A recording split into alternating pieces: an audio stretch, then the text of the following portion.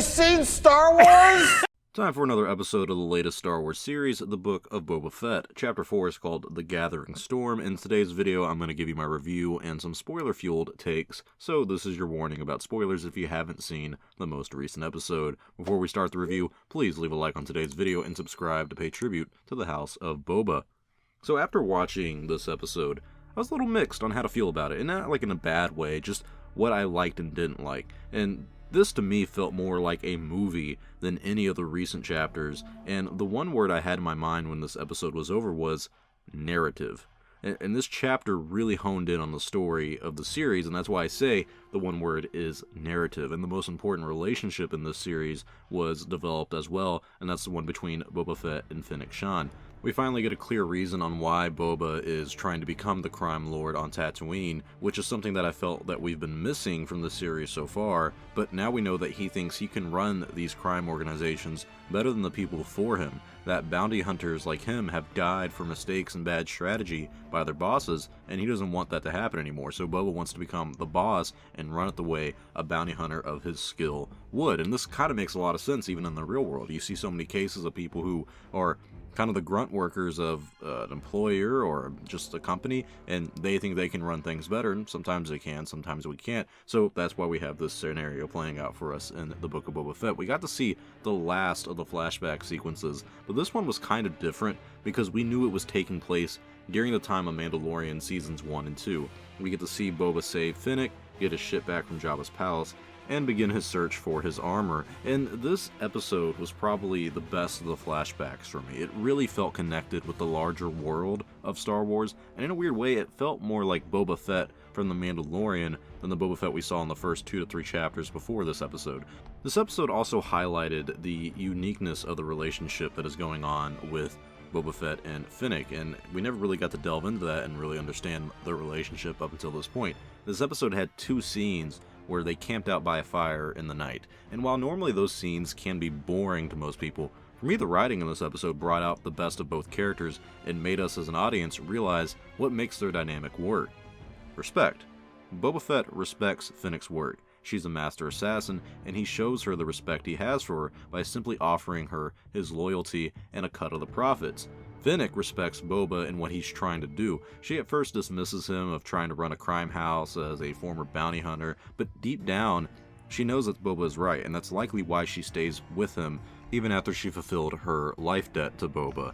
This one episode did more for their relationship than the past 3, and I'm really grateful for that. I still think there's a lot more to Fennec as a character that needs to be explored, and hopefully we do that over the course of the next 4 episodes, but this one really showed what makes these 2 unique, and I like that because oftentimes you have like a guy and a girl combination, and sometimes it's just kind of weird and doesn't feel natural.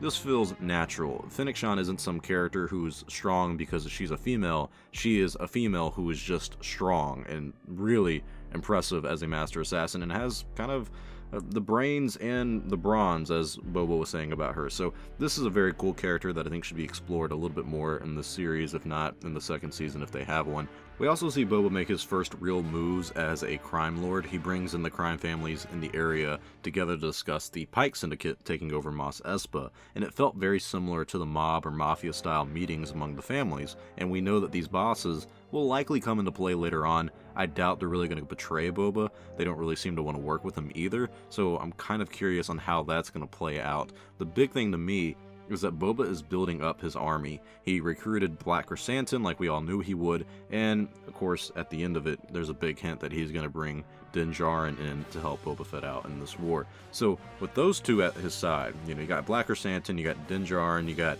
Fennec Shand, and now you also have Boba Fett leading the team. That's pretty powerful. That's a pretty powerful group to take on the Pikes, and I'm really excited to see how they bring in Din Djarin in the next episode. There's rumors going around that he will be flying a N1 pilot thing from Naboo, the Naboo ship that you saw in the Phantom Menace. That'll be kind of cool to see. A little weird because it's from the prequels and we're so far out from that now, but still, whatever. A big shout out to the return of the Sarlacc Pit as well, where Boba looked for his armor. Scenes like that really make this episode carry the same feels as the original trilogy, plus it's funny to see the special edition version of the Sarlacc Pit come back. This episode was also directed by a man named Kevin Tan Sharani, I don't know, I butchered that and I'm so sorry, but I think he did an amazing job. The action was well done, and the visuals looked really good. I loved how he used lighting in this episode compared to the last three. This one really stood out. This episode, of course, is written by Jon Favreau, who in this series, he seems to be bringing out more humor than he did in The Mandalorian. I find myself laughing and chuckling a lot more than I usually do in Star Wars with this series, and I don't know how that's something that I would expect from Boba Fett. Like, he's supposed to be nitty, he's supposed to be gritty, he's supposed to be the kind of like anti-hero, well, not in this case anymore, but you never really thought you would see a Boba Fett series that would make you laugh. And I'm just surprised how much light humor that this series has, and it feels more like Star Wars, and I'm not trying to harp on the sequels here, but it feels like Star Wars humor that I would expect from the original trilogy, as opposed to the sequel trilogy humor, or even the prequel trilogy humor, which didn't really have much. But overall, I really enjoyed this episode.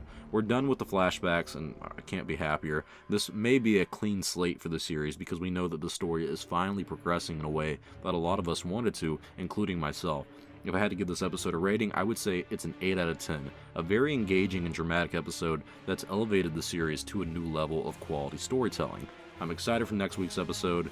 I'm a little cautious at the same time because we're halfway through the series, and I feel like out of the past 4 episodes, 2 of them probably could have not happened at all, and we would be at the same point.